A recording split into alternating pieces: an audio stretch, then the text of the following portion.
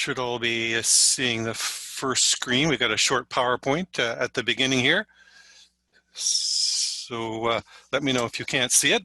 And We see it. yeah, okay, we're planning to show you a simulation demonstrating optimization to create a democratic platform with policies acceptable to both camps. And you know, there's a disclaimer there at the bottom. We're going to be soon in a post-COVID-19 world, and everything will be different. So who knows whether this is even relevant? But you know, just to introduce the simulation here with a number of issues, we've represented the differences between the two camps with 9 major issues. And anyone who's been following the Democratic nominee selection process will be familiar with these issues. And there are innumerable ways to model a negotiation like this.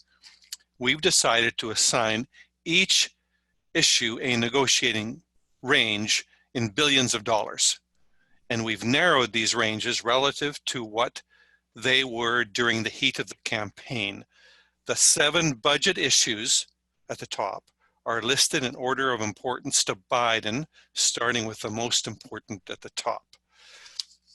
So, you know, we've got a number of slides here just to give some background to, you know, U.S. economics, macroeconomics, and if anybody wants to jump in, Colin, if you think I should say something more, just jump in. If anybody wants to, you know, we're happy to take questions along the way.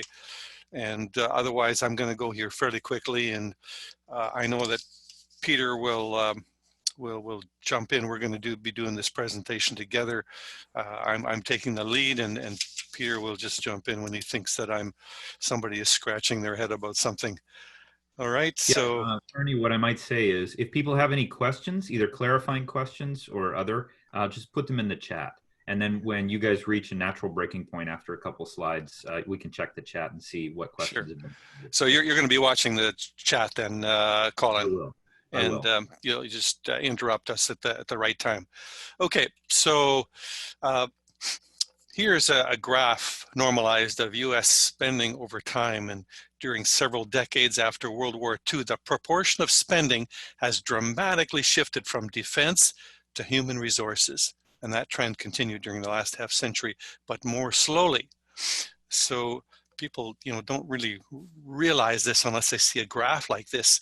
And but you know, the Democrats, especially Sanders, would now like to speed up that trend again. But you know, if you do a per capita, do on defense on per capita, it looks like defense has been, you know, rather stable over the last 50 years. And most spending is mandatory. You know, it's just that yellow part that they get to play with. So there's not a whole lot to play with.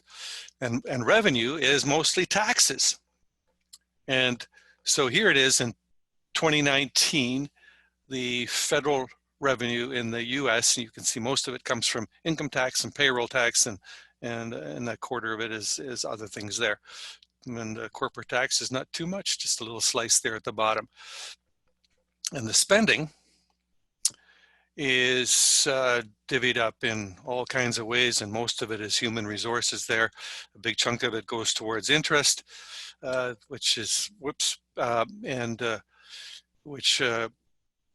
you know, it corresponds to the debt, and defense is a big chunk too. So here is those two last graphs, one on top of the other, and it shows that the spending is a bit more than the revenue, and the difference is the deficit, about $1 trillion.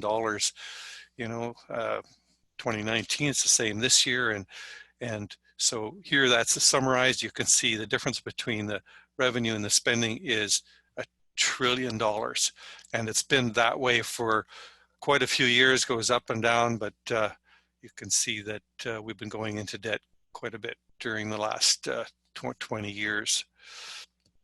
And here's an interesting graph where you can see the major events corresponding to the debt. but it's going way up. And, I guess people knew that COVID-19 was coming. You see that peak up there. It's, of course, it was predicted, and who knows what's going to happen shortly after this. Now, here is Trump spending in 2020 compared to what Biden is proposing for 2021. And you can see it's really not that much different. It's just that bit that's shaded in yellow. Biden wants to spend more than Trump would. And so there's some difference there if you look fairly closely. But now if we compare Biden to Sanders' proposal, there's a huge difference. And that's what we're attempting to reconcile with the simulation that's coming up.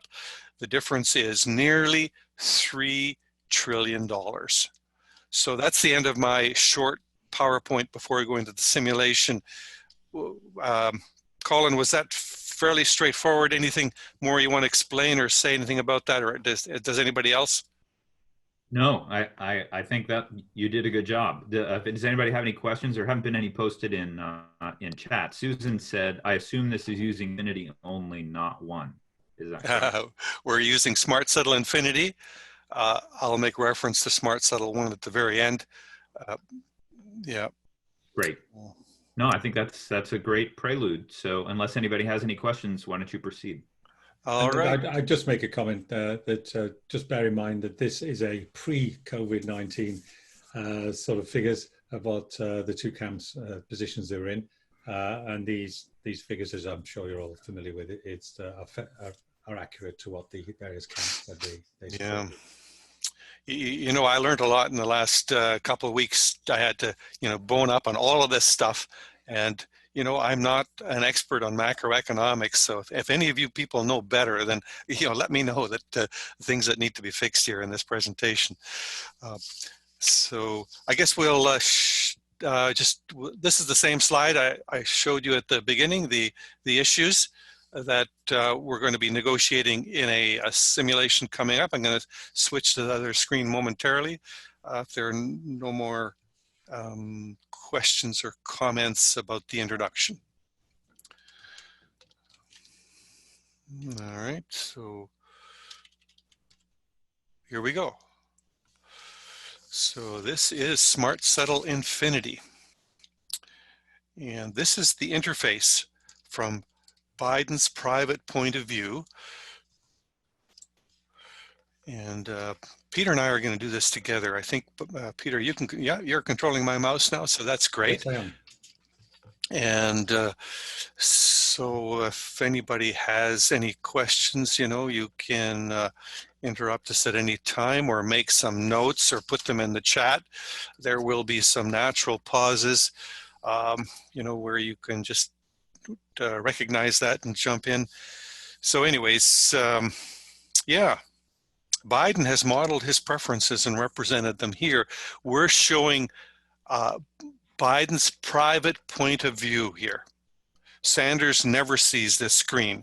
He has his own private point of view where he's modeled his own preferences. And in this simulation, we will spend most of our time watching it from Biden's point of view. Sanders will be played by a robot. The simulation today will be mostly canned. I'd like to get your input to improve the model, but we won't take time for that now. I will invite you to another session to do that. But you're welcome to ask questions, as I've noted, and so just look for the pauses, as I've mentioned, to ask your questions. So here we have the list of issues. They're in the same order as we showed them to you in the PowerPoint. Each issue has a negotiating range in billions of dollars per year. The dollar amount is a proxy for what will actually be done. And in general, Sanders wants to spend a lot more than Biden on the top 5 issues in this list and reduce spending on defense and other things. Sanders says that the government can obtain the money for these purposes easily by increasing taxes on the wealthy and running a deficit or printing money. to get ready for this negotiation, Sanders has described what will be done if they agree to one end of the range, and Biden has described what will be done at the other end of the range. In between points could be described ahead of time or negotiated after the fact with the agreed dollar figure as a constraint. So that's pretty important to just realize, you know, what that means, what I've just said there, to understand what's happening in this simulation. The issues are listed in order of relative importance. The most important to Biden is healthcare at the top with an importance of 105 points. Income inequality is next with an importance of 80. Other discretionary is the least important budget issue to Biden. And taxes and deficit are much more important than any of the other budget issues. The point scale here is arbitrary, and we adjusted it so that 10 points is worth about 1 million votes. So that's why we're doing this negotiation, so Biden can win in November, and he needs as many votes as possible. Under each issue is a satisfaction graph that specifies in more detail how Biden becomes satisfied on that particular issue. So here's healthcare. The graph shows that Biden achieves most of his satisfaction with a budget between 200 and 300 billion per year. Anything more than 300 billion per year is worth very little to Biden. The other issues have similar concave shapes.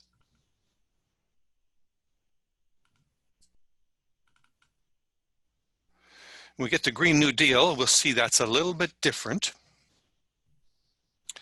And it peaks at $450 billion per year. Biden thinks that he'll actually lose votes by spending more than that. The rest of the issues are all concave, some flatter than others.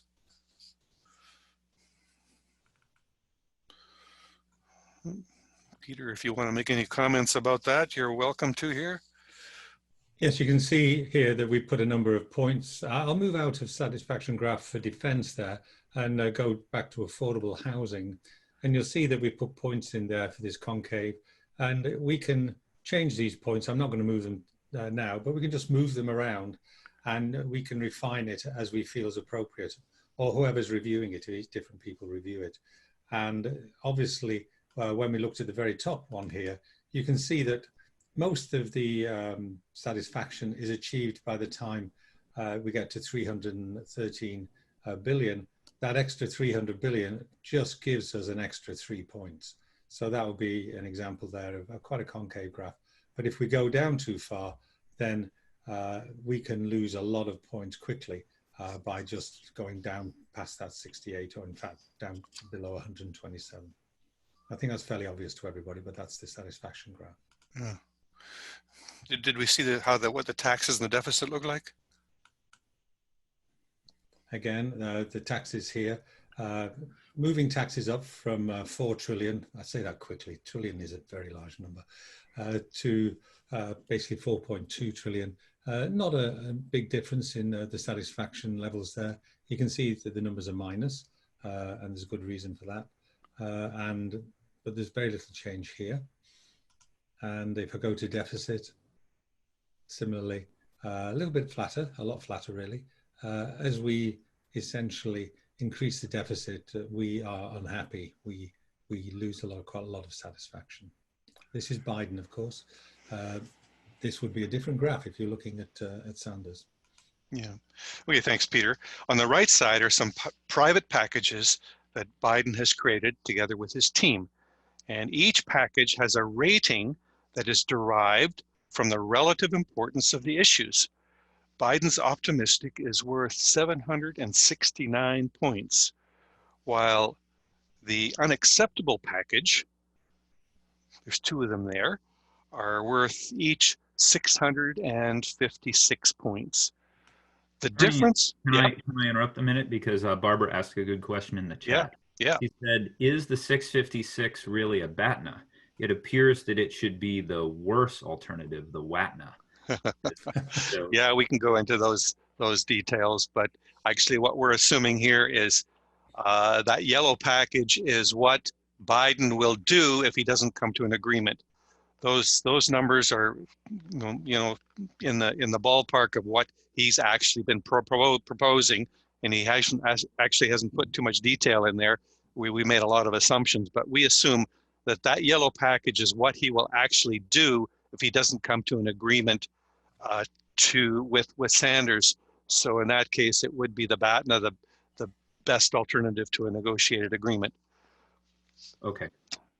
But we can discuss that more if you want later on. So let's see, the difference between the optimistic and either of these unacceptable packages is about 100 points. So according to the scale that we used here, it's about 10 million votes. And Biden is hopeful to win in November. But if he can agree with Sanders to this optimistic package on the top, which will gain Sanders' endorsement, that will be worth 10 million votes, and then his win will be all but certain. Just a little bit of background there, Ernie, for everybody. Some of you may know, but Hillary Clinton got 65 million votes last time, and Trump about 63, 64 million. And so we've made a sort of assumption that if if the Democratic Party can get 70 million votes, or in excess of 65 million votes, they're in a good place. If they can get up towards 70 million votes, then even with the Electoral College system, they should be fairly sure of success in the November election. And that is really informing you of where the resistance point is and where we go higher. Okay, that's good, Peter. Now let's create a package to see better how the ratings work. Get a new package there, and let's name it test and color it blue.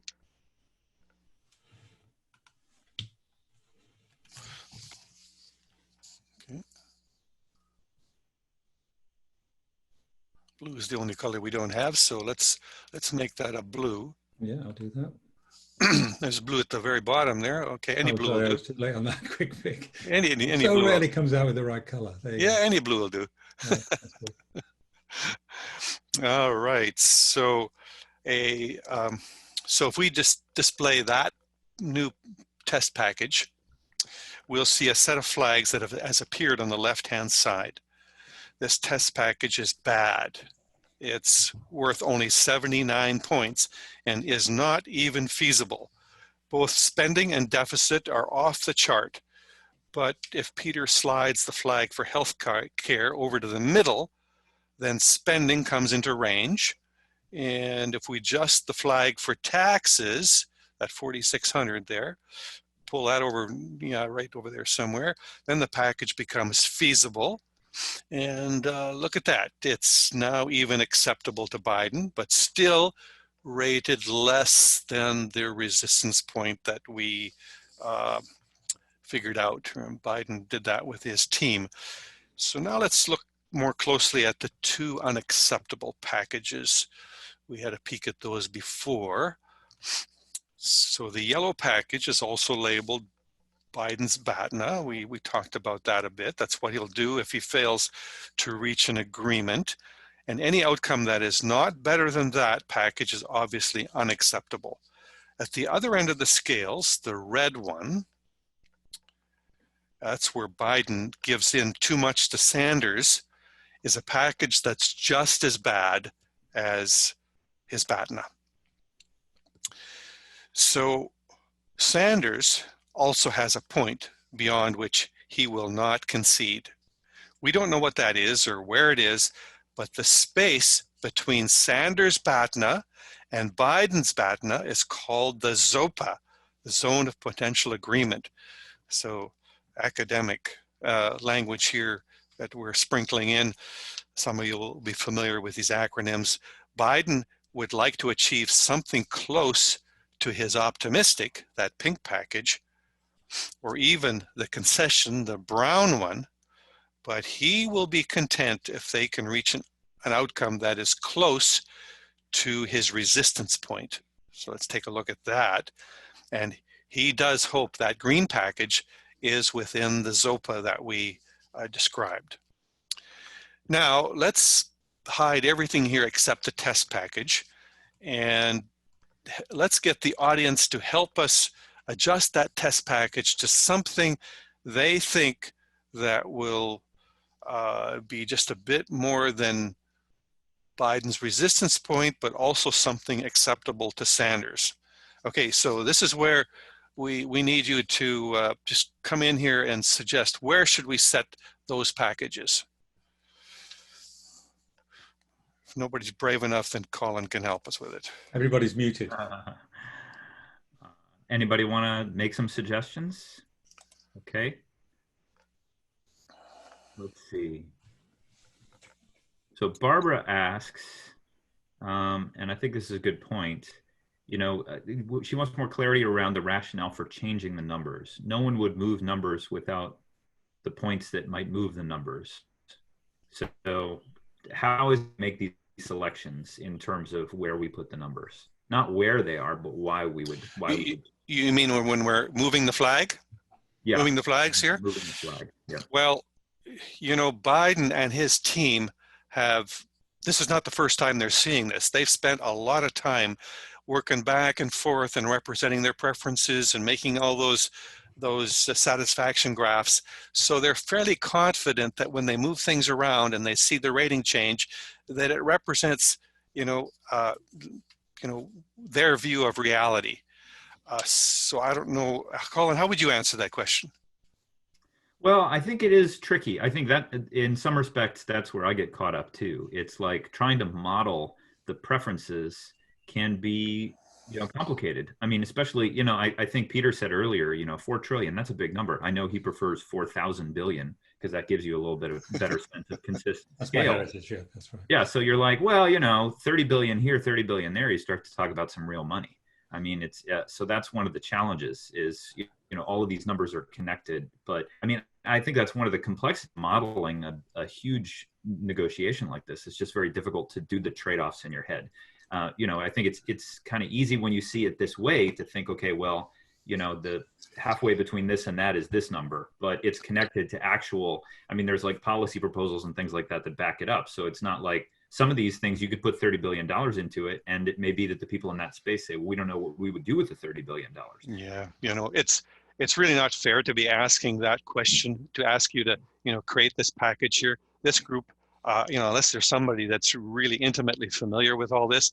I mean, even I and Peter, we don't know where to put these flags, but, if you would talk to the economists that have been very close to Biden and Sanders, they would probably be able to help us with this and say, well, we got to put this there, here, and this other flag there. So right. Let's just wing it. Well, let me just add something here. Ernie and I worked together for about 4 years, a bit more now.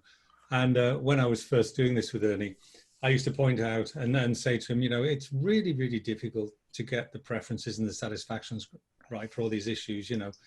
It's really hard to do. And negotiation teams would find it incredibly difficult. And Ernie's reply, giving me a fairly severe look, would be, if you don't know your preferences and what you want to do for each of these issues relative to the other one, you shouldn't be negotiating. And there's an essence there. There's an essence there of, I think, current negotiations at the end of the day overwhelm the parties when they're as complex as what we're looking at here.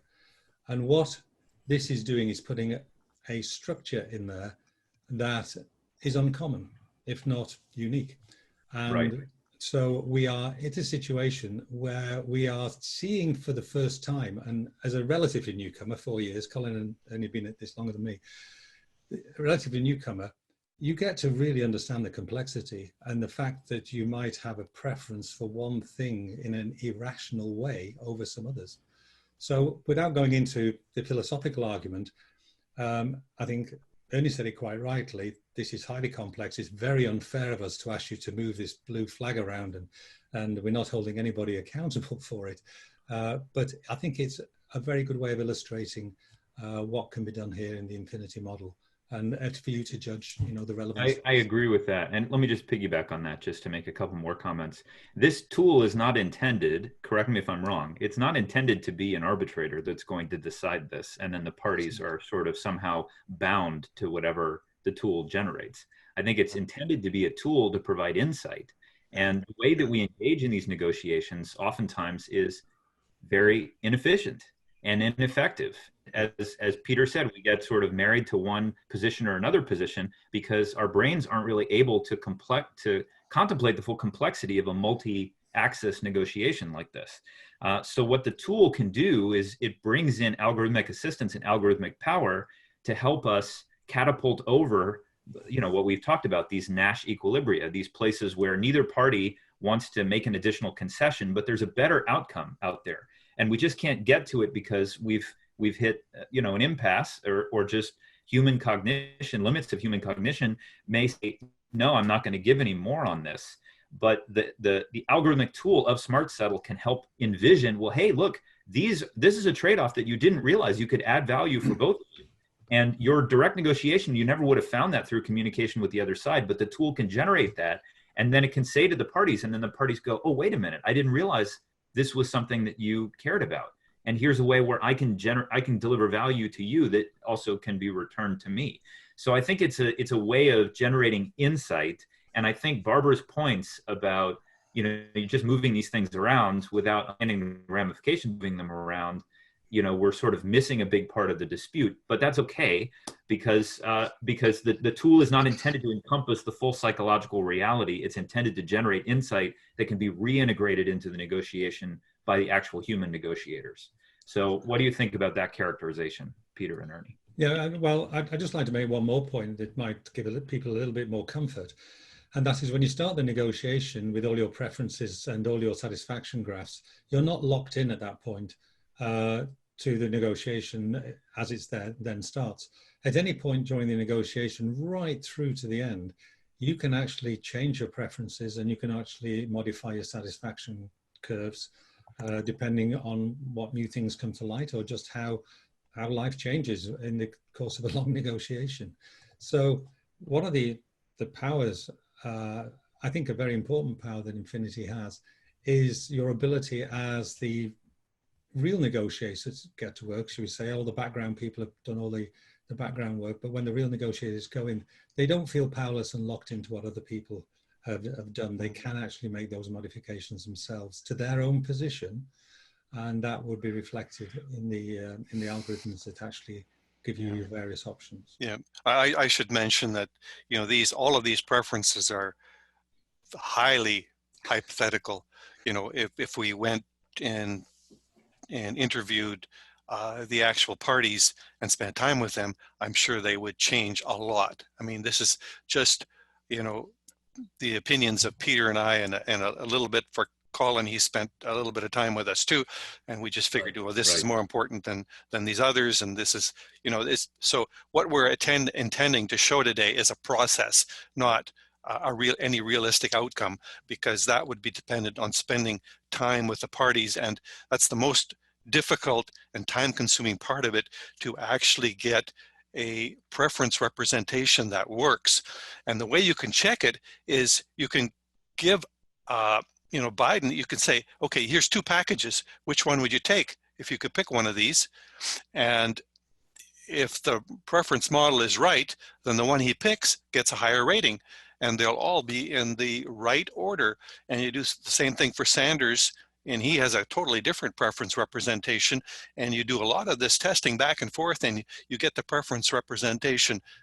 If when you generate a new package, if it falls in the right place and you agree, yeah, that's exactly where it should fall, then you can be confident that you have a preference representation that really represents reality. That we call even swaps. But Ernie, I think if we move forward, I think some of the things we're saying now are self-explanatory as we move forward, particularly as we get towards the final move. All right. Well, why don't you adjust those blue flags? Just start moving them around to get yourself a package that's worth a little bit more than the resistance point, and maybe some people will have some suggestions to do something different than what you're going to just do that. Just start And I'll adjusting that. I'll speak. Okay, go ahead. I was sort of the American consultant on this. Yeah. And I'm a political junkie, but no expertise beyond that.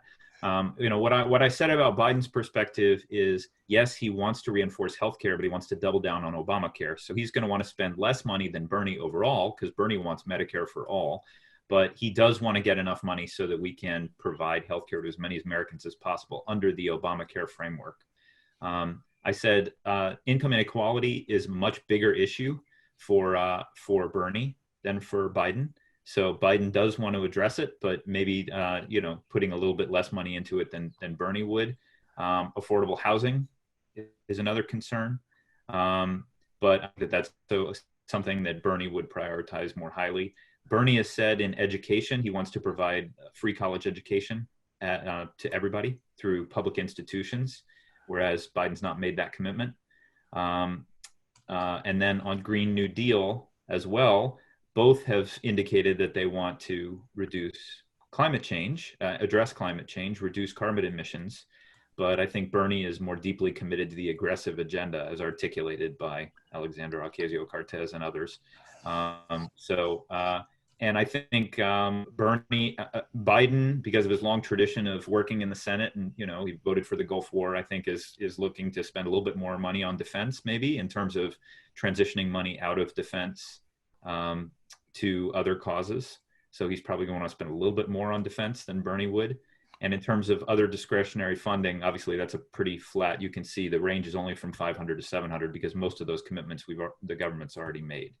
So it's you know, it's not that Biden wants 0 and Bernie wants 600 in healthcare. They both want to spend money. But you see those curves.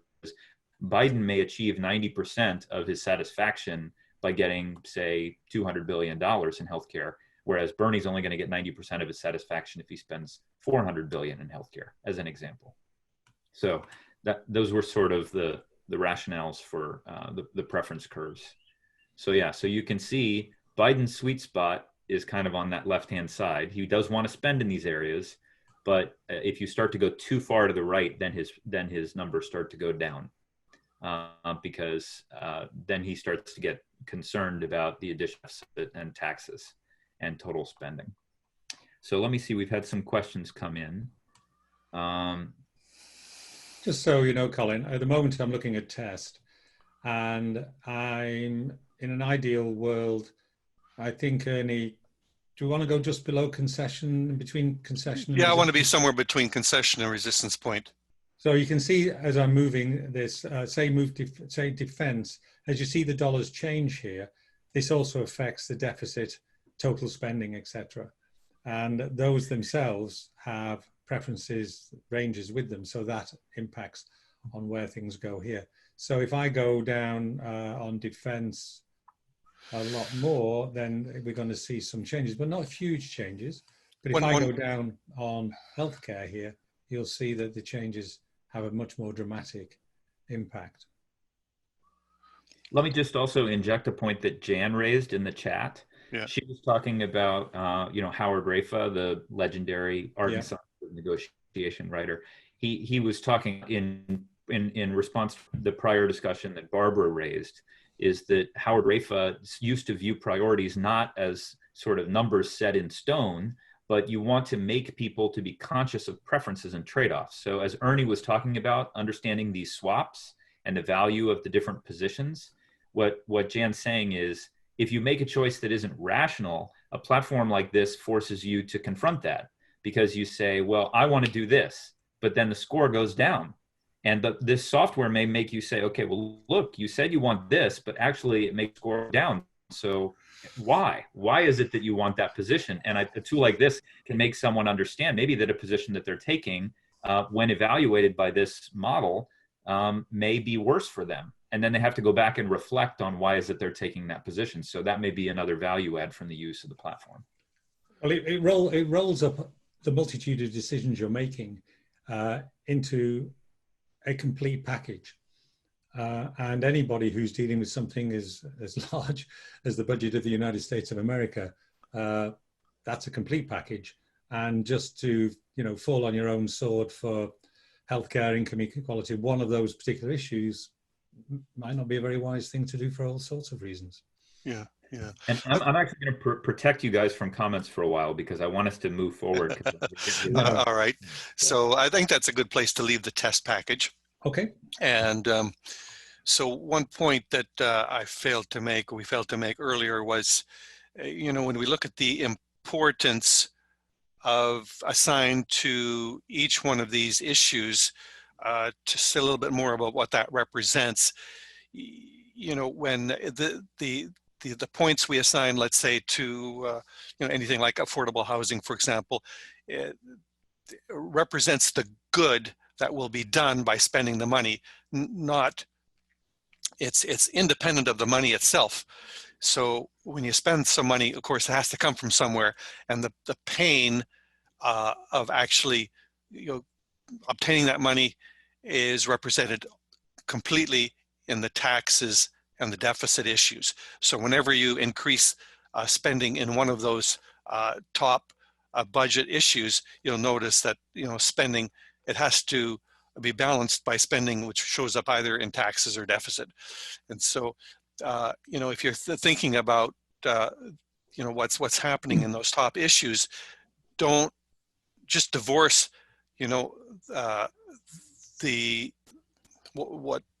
how much you like that or don't like that from the cost of the money. Otherwise, you're double counting. Okay, so let's continue on here. Let's see. Are we ready to propose? Yeah. Let's propose the optimistic. Just hide those other packages, and let's proceed with the simulation. We encourage parties to begin with their optimistic. And when we propose Biden's optimistic, it appears in the published area together with Sanders' proposal, which has been waiting at the neutral site. And when we display these proposals, we see that the negotiating ranges have been narrowed. The parties could continue exchanging proposals like this, conceding until they reach agreement. And that would certainly be better than negotiating issue by issue. But Smartsettle has an algorithm called visual blind bidding that helps parties get to an agreement more quickly. We can ask Smartsettle to generate suggestions. So these suggestions usually appear between the proposals. And each of them will, if the parties don't like any of them, then they can ask for some more.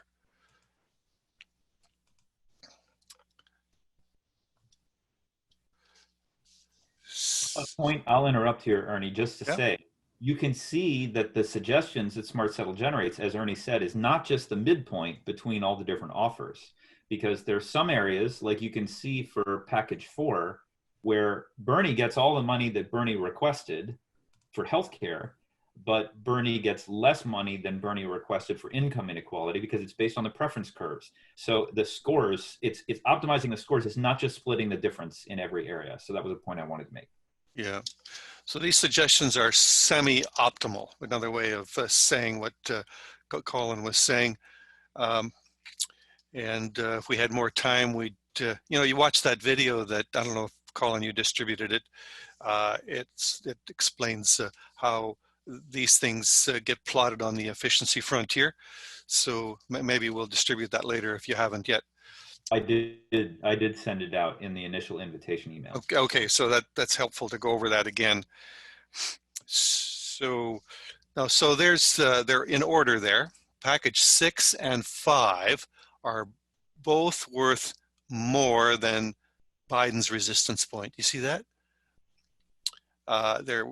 So let's accept those packages. Package 6 and 5, we're going to accept those. And when we accept them, a little yellow dot appears beside the package, and that is a secret acceptance. Sanders doesn't know that we've accepted those two packages, and we don't know which packages he's accepted, but we hope that he's accepted either package 5 or 6 and we'll have a deal. Well, we can check that by ending session 1. If both parties accept the same package, we'll have a deal. Well, oh, too bad, sorry. We don't have a deal. So let's go ahead now in session number 2. Let's propose the concession, that brown package. Yeah, let's propose that one. And so we can even, you know, okay, let's hide everything except package 7 and 8. So these, you can see that the negotiating ranges have been narrowed further. So these have been visible concessions. Now let's publish and accept that test package that we created together, because we think that maybe Sanders will like that one. So publish suggestion there. And let's also publish our resistance point while we're at it.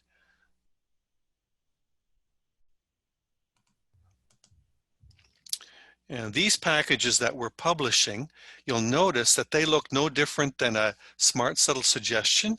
And we actually call these masquerades because they're masquerading like a suggestion. Okay, let's accept everything that's as good or better than our resistance point. So that would be, yeah, accept that one. Down to package 11. Just so you know, we're moving much faster than you'd ever move in a real negotiation, but it's illustrative, so we're having to go this. So I'm going to also... Yeah, package 11 too, yeah. Package 11, yes. Yeah. Okay. So, you know, they wouldn't just accept these packages blindly in a real negotiation. You look at it carefully and say, you know, the rating says I should accept this, but really maybe something's wrong. Okay, let's go back to the drawing board and you know, look at our preferences. Maybe we haven't got it quite right. But you know, we're assuming that Biden's team, they spent a good amount of time with their preferences, and their preference representation is they've been, you know, beating that up quite a bit, and it's really well represented. So when something shows up here, they can accept it fairly quickly because they've put a lot of work into this. So let's end session 2 now and see if we get a deal at this point. So in a real negotiation, we wouldn't get a deal quite this quickly, and in just session 2, it'd probably go a number of sessions further. But when the parties understand how the algorithms work under the hood, and you can see how this works with Smartsettle 1, you'll learn about it there, that Smartsettle rewards early effort. So that means if you move quickly to a point where you expect the deal to lie, you're going to get a greater share of the overlap when there is one. And there may have been an overlap here.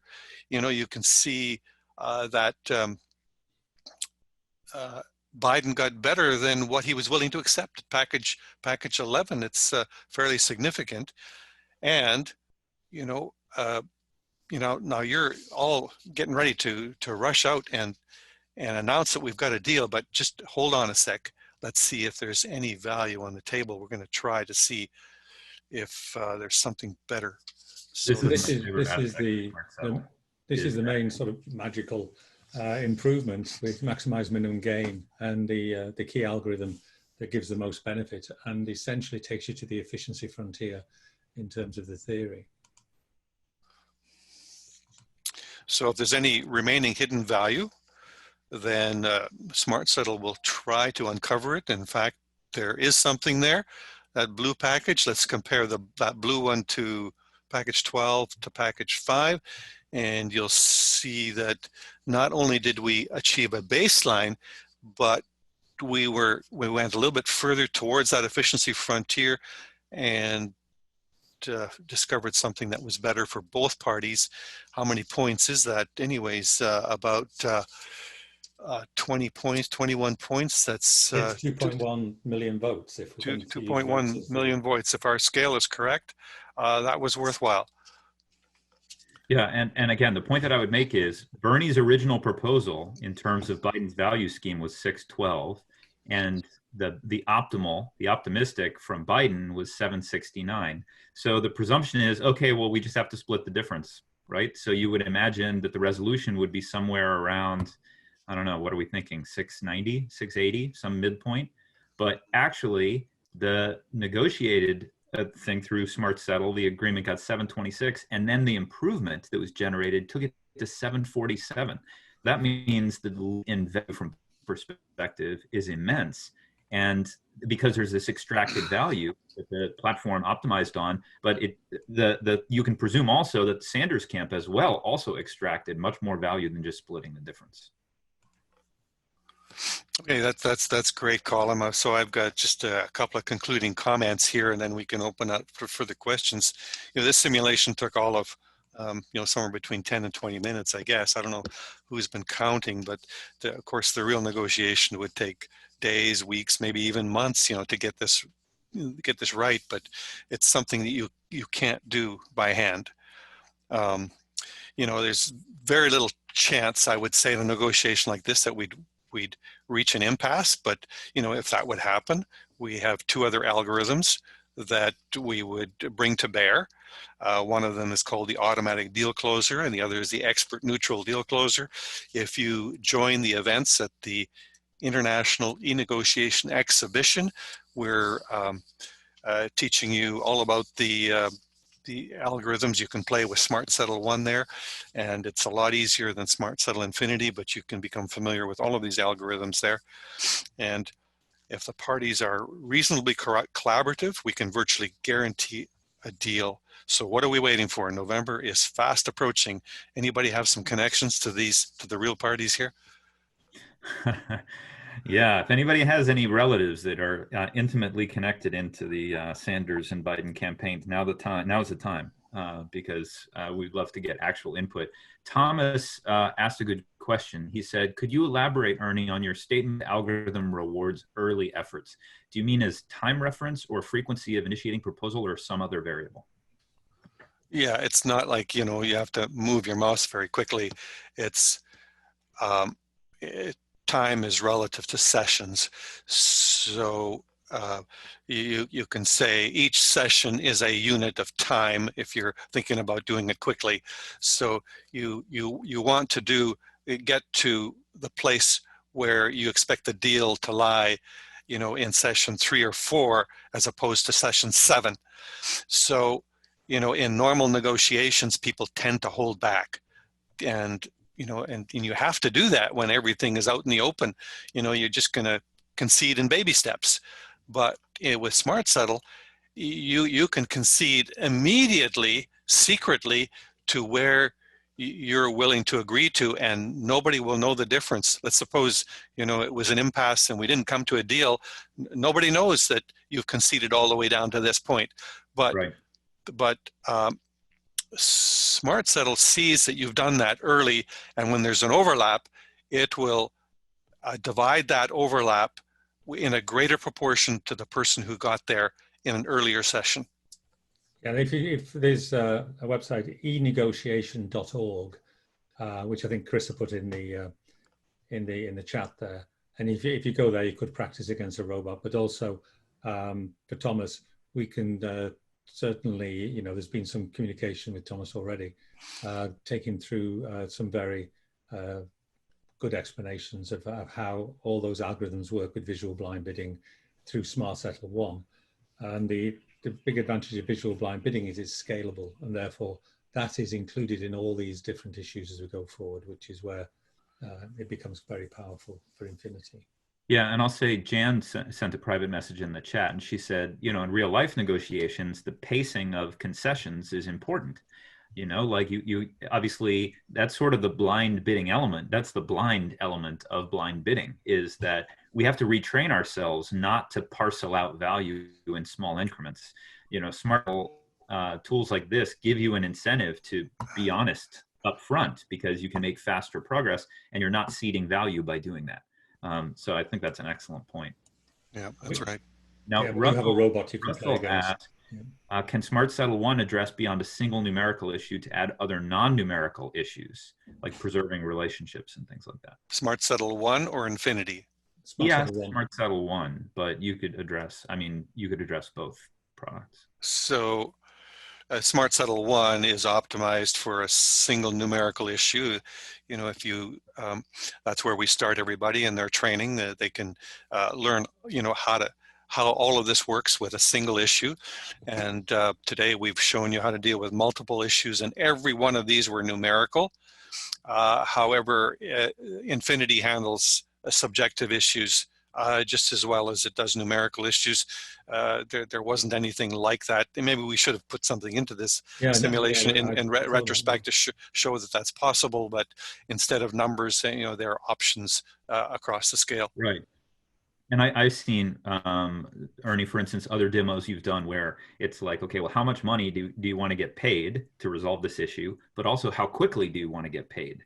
Yeah. So that matrix is not, it's not monetary. It's like, well, if I can get paid in a month, I'm willing to take less money because I need that money sooner. Yeah. Where if I get paid in a year, I want to get paid more money. So again, there are swaps between the two different types of values. Right, right. And if you have issues like that, where that Colin is describing, you might create another private variable to combine the two that would calculate a present value, and then you put your importance on that private present value issue instead of the other two issues. And the other party wouldn't see your private variable, obviously, and that particular issue, they'd be private to you. The other point I would make is one of the things that's very apparent is in Smartsettle 1, it's an asymmetrical negotiation. So the parties can have a coach or a facilitator, mediator, helping both parties, and that person can either see what each of them are doing. If they have permission from each party, they can communicate with both together in an asymmetrical way, or they can communicate just to one of the parties. So there's quite a lot of flexibility, and at the same time they can use things like Zoom and other video conferencing to support what they're doing. But the negotiation can continue in an asymmetrical way, which gives people time to ponder and just enables them to be available at what's the most available time for them. Yeah.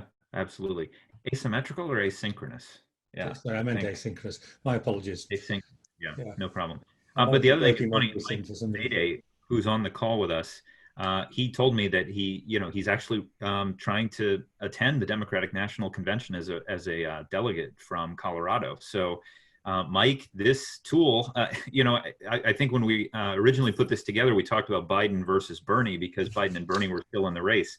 But I think that you could also say this is a conversation between the moderate camp, which Biden is perceived to lead, along with Klobuchar and Buttigieg, and then the progressive camp, which is considered more, Bernie and Elizabeth Warren. That conversation is what's going to be happening at the convention, presuming the convention occurs. Maybe if the convention can occur face-to-face, a tool like this could be very helpful. So Mike, if you get selected, that would be a great opportunity for you to inject this amongst the powers that be, because you're going to have a bit of a voice in the overall platform creation process. So, can you hear me, Colin? Oh yeah, I can. Oh, okay. I guess my question is related. This assumes a degree of rationality that I'm not seeing as obvious, really on either side of, at this point. So how do you get the sides, even if they develop an agreement, say at the top, to sell this agreement to their enthusiastic but diverse supporters, which on the Bernie side include the Bernie bros, which we can talk about that forever, but they're folks that tend to resist agreement just to resist. Yeah. Just to add, yeah, I mean, Mike's comment is a good comment, don't get me wrong here. There's a couple of things that are interesting. One very quick one is, I mean, if we could have included in here a number of candidates to be vice president, and that could be included in the preferences and traded off because of the preference you gave on that against some of these other things in here. And that's an example of something that wouldn't be numeric. That wouldn't be a problem. But the point I would make is the people who've used this, and there's one relatively small use of it where the person using it, it was a salary negotiation, which as you would understand, it's subjective because it's about also whether they're getting a credit card, what the credit card limit would be, what their time off is, what their vacation is, as well as money issues. And the person who was doing it, who was the manager, who was running this organization, I said, he did all his salary negotiations on a Friday night. It was the last thing he did. And he had a nice chat with people and they usually came out all right. He said, but, he's got some problems. Anyway, roll forward, a few weeks later after he'd used it and had support from Carissa and others with it, he came back and said, I myself learned an enormous amount of what I should have been doing in salary negotiations over the past X number of years. And it's been really helpful to me because I think I'm now clued in of what I should have been doing. And yeah, I'm going to use this as a model. And not only as a model, but what he was really saying is, as one side of the negotiation, just by going through the process, he began to understand what was really important to him and to his organization, both finance and time on task for the person, vacation given and all those things, and what wasn't. And so if both parties don't use this, then we believe they're missing out. But if each party just uses it on their own to establish what their positions are, they can play against, Biden can have some of his team play being Sanders and whatever, and vice versa. And they can actually possibly narrow down the ranges and all these things and get closer to acceptance as well. And very importantly, understand their position better. And because that's the feedback we've had from people using it. I think that's an excellent point. And I'll say, Mike, I mean, if you get picked, you're going to be right on the front lines of this. It makes me think of Hamilton. There's the room where it happens, where the actual people sit down and they say, okay, we got to figure this out. And they negotiate and they get the whiteboard and they've got, the tools out in the streets. The Biden supporters and the Bernie supporters shouting at each other. You may never get them to a point where they would ever pay any attention to a process like this.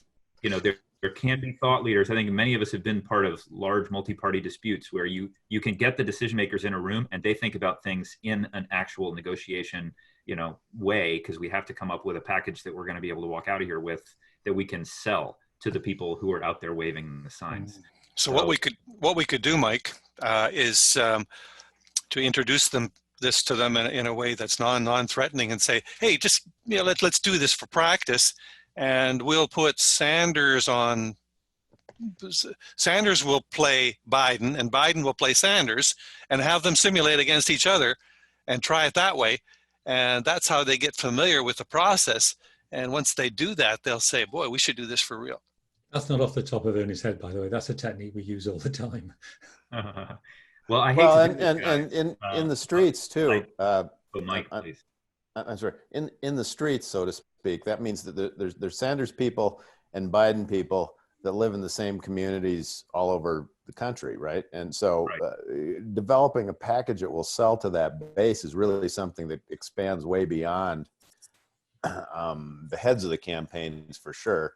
So to be able to talk in a rational way, I think is really valuable with people that in your own community that may be on the other side. So I think this is an interesting tool to use at the top level, perhaps, but also on a much more grassroots kind of level. Absolutely.